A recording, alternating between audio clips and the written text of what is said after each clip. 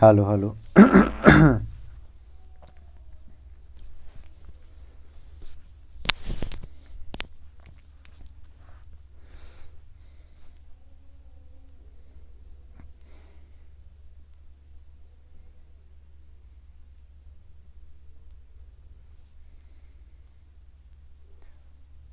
Hello my dear friends, Anoop study zone में आपका स्वागत है। सामान्य विज्ञान यानी जनरल साइंस की आज हम लोग प्रैक्टिस सेट, अगला प्रैक्टिस सेट लेकर के आ गए हैं। आपने यदि अभी पिछले प्रैक्टिस सेट्स को नहीं देखा है तो डिस्क्रिप्शन में लिंक दिया हुआ है, आप जाकर के वहां से सारे प्रैक्टिस सेट्स को दे सकते हैं। ये आपका सामान्य विज्ञान हर एग्जाम के लिए, आपका ऑल वन डे एग्जाम के लिए काफ़ी महत्वपूर्ण है। आज हम लोग देखेंगे फिजिक्स से, जो है अपना फिजिक्स से न्यूटन्स लॉ से क्वेश्चन देखेंगे। ठीक है, केमिस्ट्री से आप वहीं देखेंगे रासायनिक अभिक्रिया, और आपका बायोलॉजी से देखेंगे आपका सेल थ्योरी से इंपॉर्टेंट क्वेश्चंस को देखेंगे। ठीक है, चलिए तो आज की क्लास को हम लोग स्टार्ट करते हैं। आज का पहला प्रश्न है, फिजिक्स का बल की परिभाषा को किसके आधार पर व्याख्यायित किया जा सकता है। जो बल की परिभाषा है, कौन से आधार पर उसकी व्याख्या की जा सकती है। तो देखिए, जो बल की परिभाषा वह न्यूटन के गति का पहला नियम है। ठीक है, कोई वस्तु विरामावस्था में है तो वह विरामावस्था में ही रहेगी। यदि एक समान गति से किसी सीधी रेखा में चल रही है तो वह वैसे ही चलती रहेगी जब तक कि उस पर कोई बाहरी बल न लगाया जाए। ठीक है, यही आपका क्या कहता है, न्यूटन के गति का पहला नियम कहता है। इसका मतलब है कि सभी वस्तुएं अपनी प्रारंभिक अवस्था जो होती हैं वो बना कर रखती हैं। ठीक है, इसीलिए क्या होता है, न्यूटन के प्रथम नियम को जड़त्व का नियम भी कहा जाता है, लॉ ऑफ इनर्शिया भी कहा जाता है। ठीक है, अब इसमें क्या क्या होता है, जिसके द्वारा किसी वस्तु की विराम अवस्था या फिर जो गति अवस्था होती है उसमें परिवर्तन किया जाता है। न्यूटन की गति का प्रथम नियम वही आपका बल की डिफिनीशन देता है। ठीक है, तो आपका ऑप्शन कौन सा सही हो जाएगा, ऑप्शन नंबर बी। अगला प्रश्न देखिए, अगला प्रश्न है, किसी भी क्षण किसी रॉकेट का त्वरण निर्वासित गैसों की वेग के घात nth के समानुपाती होता है। यहाँ n का मान क्या होना चाहिए। ठीक है, तो यहाँ n का मान क्या होना चाहिए, n का मान 1 होना चाहिए। ठीक है, रॉकेट क्या होता है, रॉकेट आपका काम करता है न्यूटन के गति के तीसरे नियम के अनुसार, जो एक्शन रिएक्शन लॉ है उसके अनुसार यह कार्य करता है। रॉकेट के भीतर क्या होता है, एक कक्ष में ठोस या तरल ईंधन को ऑक्सीजन की उपस्थिति में जलाया जाता है। इससे क्या होता है कि जो उच्च दाब होता है उस पर गैस उत्पन्न होती है, और गैस के पीछे और तीव्र से यानी कि बहुत तेजी से वेग निकलती है। इसी से क्या होता है, रॉकेट गति के समान विपरीत दिशा में होती है। ठीक है, तो जहाँ पे आपका रॉकेट की गति किसके प्रोपोर्शनल होगा, तो अगर आप रॉकेट की गति देखेंगे, ठीक है, रॉकेट की गति आपका प्रोपोर्शनल होगा, किसके प्रोपोर्शनल होगा, गैस की चाल के प्रोपोर्शनल। ठीक है, गैस की चाल। चलिए अगला प्रश्न देखिए, अगला प्रश्न दिया हुआ है, एक 70 केजी का आदमी 50 न्यूटन के बल से एक 50 केजी के आदमी को धक्का देता है। तो 50 केजी वाले आदमी ने एक दूसरे व्यक्ति को कितने बल से धकेला है। ठीक है, तो ये देखिए, इसमें पहले तो कौन सी गति का नियम लग रहा है, तो इसमें गति का तीसरा नियम लग रहा है। कौन सा, न्यूटन्स थर्ड लॉ। ठीक है, न्यूटन्स थर्ड लॉ क्या है, एक्शन रिएक्शन लॉ, यानी कि आप किसी भी वस्तु पर जितना बल आप उस पर लगाते हैं वो भी विपरीत दिशा में उतना ही बल आप पर लगाती है। तो यही क्या होता है आपका action reaction law, Newton's third law. तो यहाँ पे भी सेम न्यूटन्स का थर्ड लॉ लगेगा। इसमें क्या होगा कि एक 70 केजी का आदमी जो है 50 न्यूटन के बल से एक 50 केजी के आदमी को धक्का देता है। ठीक है, तो जो 50 केजी वाला आदमी होगा उस व्यक्ति पर कितना बल लगाएगा, तो सेम बल लगाएगा। ठीक है, कितना बल लगाएगा आपका, 50 न्यूटन, क्योंकि 50 न्यूटन बल 50 केजी के आदमी द्वारा लगाया गया था।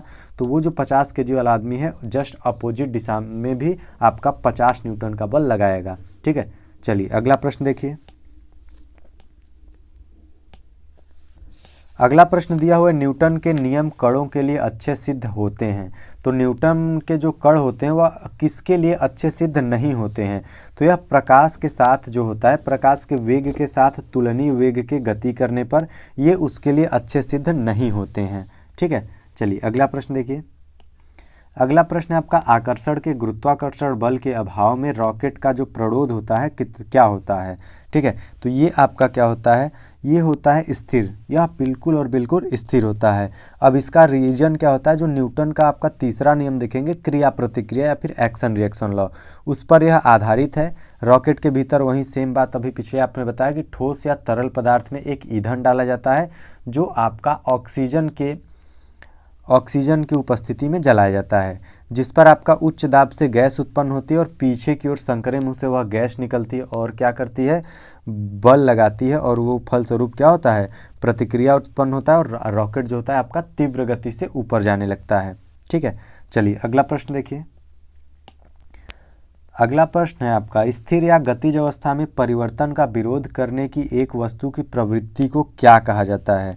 ठीक है, तो वो आपका जड़त्व कहा जाता है। आपने न्यूटन्स का फर्स्ट लॉ देखा है, जिसमें आपने देखा है जड़त्व का नियम, लॉ ऑफ इनर्शिया, यानी कि कोई भी वस्तु अगर आपकी वो उसकी स्थिति जैसी भी है उसी स्थिति में वह रहना चाहिए। अगर कोई वस्तु रुकी हुई है तो वह हमेशा और हमेशा रुके रहेगी जब तक कि उस पर बाहरी बल न लगाया जाए। यदि कोई वस्तु समान स्पीड में यानी समान वेग से चल रही है तो वो समान वेग से चलती रहेगी जब तक उस पर बाह्य बल यानी कि बाहरी बल न लगाया जाए। ठीक है, चलिए, तो जो होता है आपका स्थिर की गतिज अवस्था आपका प्रतिरोध करती है गतिज को, तो वो क्या होता है, जड़त्व। चलिए अगला प्रश्न देखिए। एक ऊंची छलांग लगाने वाला ऊंची छलांग से पहले कुछ समय तक दौड़ता है ताकि जड़त्व उसे लंबी छलांग लेने में मदद करे। तो इसका रीजन क्या होता है, देखिए, जब आप एक ऊंची छलांग लगाते हैं तो आप तेजी से दौड़ कर आते हैं ताकि गति का जड़त्व उसे लंबी छलांग देने में मदद करे। तो आपका ऑप्शन कौन सा सही हो जाएगा, ऑप्शन नंबर डी, यानी यहाँ पे क्या होगा, गति का जड़त्व। ठीक है, जड़त्व किसी वस्तु का आप एक तरीके से कह सकते हैं वह गुण है जिसके कारण वह वस्तु जो होती है अपनी अवस्था में परिवर्तन का विरोध करती है, यानी वो वस्तु जिस अवस्था में रहेगी उसी अवस्था में रहना चाहती है, वह आपका अवस्था परिवर्तन का विरोध करती है। ठीक है, तो इसमें क्या होता है, जब तक कि उस पर कोई बाह्य बल न लगाया जाए, एक ऊंची छलांग लगाने वाला ऊंची छलांग लगाने से पहले कुछ दूर तक दौड़ता है ताकि गति का जड़त्व उसे लंबी छलांग लगाने में मदद करे। किसी वस्तु का द्रव्यमान जितना अधिक होगा उसका जड़त्व भी उतना ही अधिक होगा। ठीक है, चलिए अगला प्रश्न देखिए। अगला प्रश्न है, मेज पर रखी गई पुस्तकों का ढेर किसके कारण हटता नहीं है। ठीक है, तो जो मेज पर रखी पुस्तक है वह आपका जड़त्व के कारण नहीं हटता है। किसके कारण नहीं हटता है, आपका जड़त्व के कारण। ठीक है, रीजन क्या होता है, मेज पर रखी गई जो पुस्तक होती है वो आपका वस्तु की प्रारंभिक अवस्था, चाहे वह विराम में है चाहे वह गति में है, वो अपनी अवस्था में रहना चाहेगी। ठीक है, जब तक कि वो अपना स्वतः परिवर्तन नहीं कर सकती, जब तक उसमें बाहरी बल न लगाया जाए। ठीक है, तो वो मेज पर रखी गई पुस्तक क्या होगा, जड़त्व के कारण क्या होता है, हटता नहीं है। अगला प्रश्न देखिए। अगला प्रश्न है, जो अविचलित वस्तुओं के आराम में रहने से या समान वेग से चलने की प्रवृत्ति को क्या कहा जाता है, तो वो जड़त्व कहा जाता है। ठीक है, जड़त्व का नियम लॉ ऑफ इनर्शिया हम लोग देख चुके हैं। लॉ ऑफ इनर्शिया क्या कहता है कि कोई भी वस्तु है वह अपनी स्थिति में, चाहे वह गति में हो चाहे वह रुकी हुई अवस्था में हो, वह अपनी अवस्था में रहना चाहेगी जब तक कि उस पर कोई बाहरी बल न लगाया जाए। वह अपनी अवस्था में परिवर्तन का विरोध करता है, जड़त्व। ठीक है, चलिए अगला प्रश्न देखिए। किसी स्थिर वस्तु के स्थिर रहने या गतिशील वस्तु को उसी गति से गतिशील करने की प्रक्रिया क्या कहलाती है, तो वह आपका जड़त्व कहलाती है। ठीक है, चलिए अगला प्रश्न देखिए। तो आज का फिजिक्स के क्वेश्चंस हो गए। अब हम लोग कुछ इंपॉर्टेंट केमिस्ट्री के प्रश्न देख लेते हैं। तो केमिस्ट्री का पहला प्रश्न देखिए, निश्चित अनुपात के नियम के अनुसार क्या होता है। ठीक है, तो निश्चित अनुपात के नियम के अनुसार रासायनिक पदार्थ में तत्व हमेशा द्रव्यमान के निश्चित अनुपात में मौजूद होते हैं। रासायनिक पदार्थ जो भी होता है उसमें तत्व, जैसे अगर मान लीजिए आप वाटर लेते हैं, क्या लेते हैं, वाटर, तो इसमें जो तत्व हैं हाइड्रोजन और ऑक्सीजन। ठीक है, इसका फार्मूला क्या होता है, H2O, यानी कि हमेशा और हमेशा आपको 2:1 में ही देखने को मिलेंगे। कभी भी आप पानी के चाहे एक बूंद हो चाहे पूरा समुद्र हो, उसमें आप मतलब ऐसा नहीं हो सकता कि इनका रेशियो 2:1 के अलावा कुछ भी और नहीं हो सकता है। ठीक है, तो यही क्या होता है, तत्व हमेशा द्रव्यमान के निश्चित अनुपात में मौजूद होते हैं। अगला प्रश्न देखिए। निम्नलिखित में से किस नियम के अनुसार दिए गए रासायनिक पदार्थ में हमेशा वही समान तत्व होते हैं जो वजन से एक निश्चित अनुपात में संयुक्त होते हैं। तो ये होता है आपका स्थिर। ठीक है, स्थिर अनुपात का नियम, या एक तरीके से कह सकते हैं स्थिर या निश्चित अनुपात का नियम कहता है। ठीक है, निश्चित अनुपात का नियम क्या कहता है कि जो इसके अनुसार किसी रासायनिक यौगिक में उपस्थिति जो होती है तत्वों के द्रव्यमानों का अनुपात सदैव स्थिर और निश्चित होता है। जैसे अगर आप एक एग्जाम्पल देख लीजिए 2Na, ठीक है, 2Na प्लस आप Cl2 कर लीजिए तो ये क्या फॉर्म करता है 2NaCl। ठीक है, देखिए यहाँ पे Na भी 2 है, Cl भी 2 है, तो यहाँ पे देखिए 2 Na भी है, 2 Cl भी है। दोनों कंबाइंड होने के बाद भी क्या होते हैं, इनका जो आपका स्थिर अनुपात होता है, अनुपात भी हमेशा बराबर होता है। ठीक है, चलिए अगला प्रश्न देखिए। अगला प्रश्न है, कार्बन डाइऑक्साइड के सभी नमूनों में 3:8 के द्रव्यमान अनुपात में कार्बन और ऑक्सीजन होती है, यह किस नियम के साथ सहमति है। ठीक है, तो यह आपका किस नियम के साथ सहमति है, लगातार समानुपात के साथ। ठीक है, निश्चित अनुपात यानी आपका जो लॉ ऑफ कांस्टेंट कंपोजिशन होता है वह क्या कहता है कि स्थिर अनुपात का नियम किसी रासायनिक यौगिक में तत्वों का जो आपका द्रव्यमान का अनुपात होता है हमेशा और हमेशा निश्चित होता है। जैसे अगर आप एग्जाम्पल के तौर पर देख लें कार्बन डाइऑक्साइड, तो C का जो द्रव्यमान होगा बराबर होगा O का द्रव्यमान होगा, O का भी द्रव्यमान हमेशा हमेशा क्या होगा, बराबर होगा। ठीक है, चलिए अगला प्रश्न देखिए।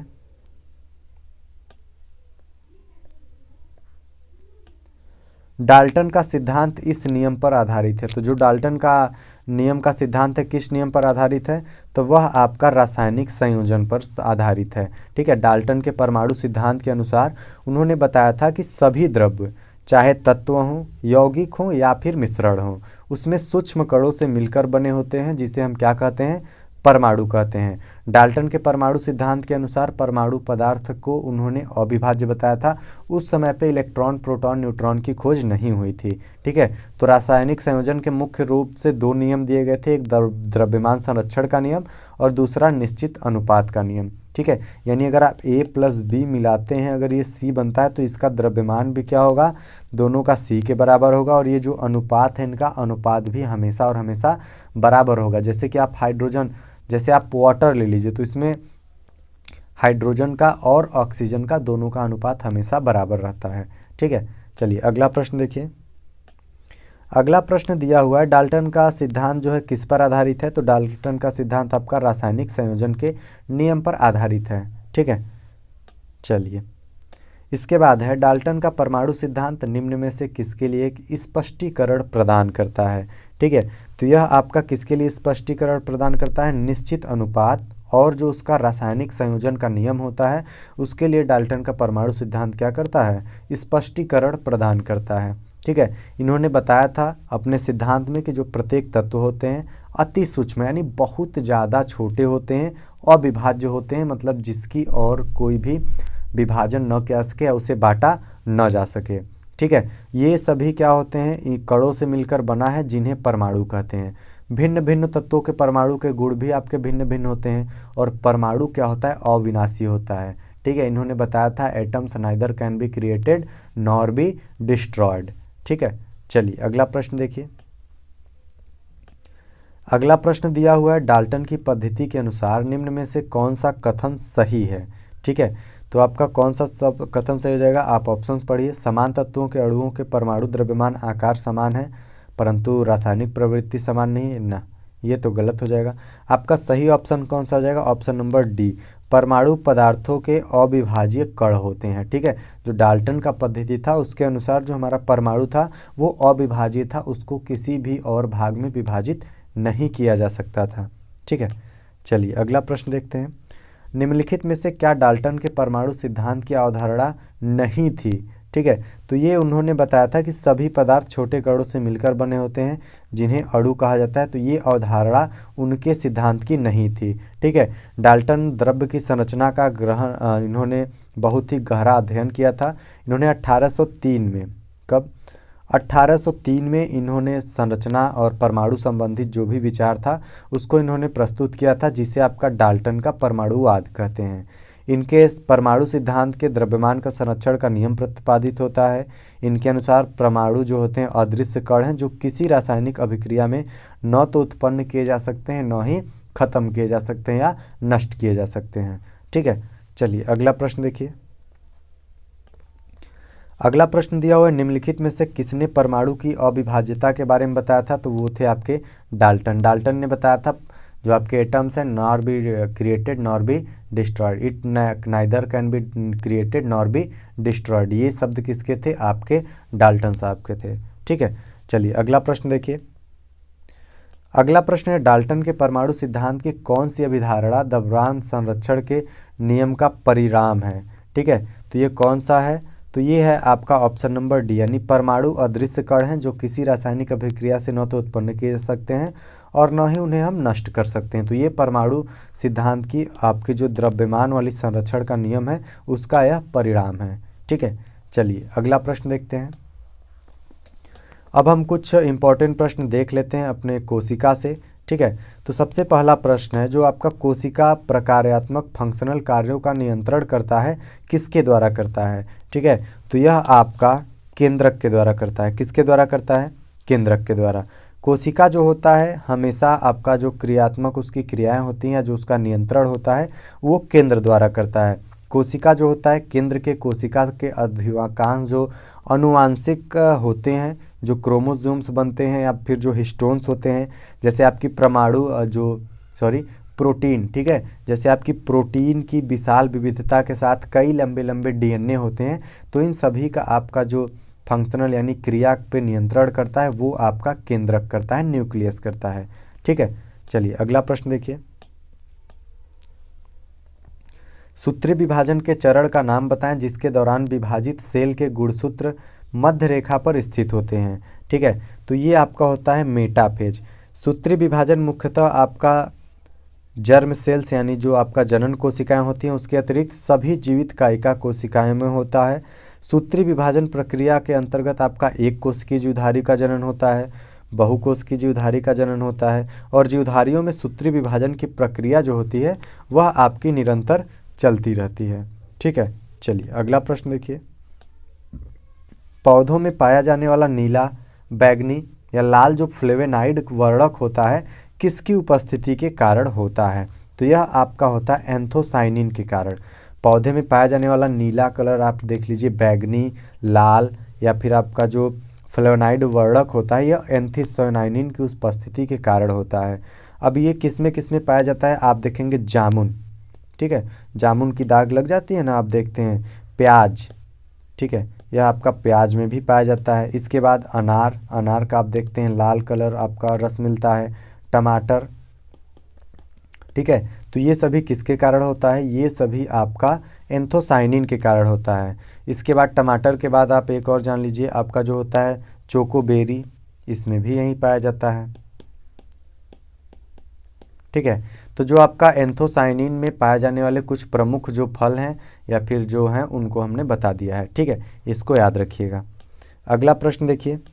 अगला प्रश्न है, निम्नलिखित में कौन सा कोशिका अंग पादप कोशिका में पाया जाता है किंतु आपकी पशु कोशिका में नहीं पाया जाता है? ठीक है, तो ये कौन सा है? ये आपका होता है क्लोरोप्लास्ट। देखिए जो क्लोरोप्लास्ट होता है इसको छोड़कर जो सभी पशु कोशिका में पाए जाते हैं, आपका रेटिकुलम हो गया, माइटोकॉन्ड्रिया होगा, राइबोसोम होगा, ये सभी आपके पशु कोशिका में पाए जाते हैं, लेकिन क्लोरोप्लास्ट जो होता है वह यहाँ पे उपस्थित नहीं होता है। ये क्लोरोप्लास्ट का काम क्या होता है? ये क्या करता है कि पौधों के कुछ भाग व पत्तियाँ जो हरी दिखाई देती हैं इसके द्वारा ही दिखाई देती हैं।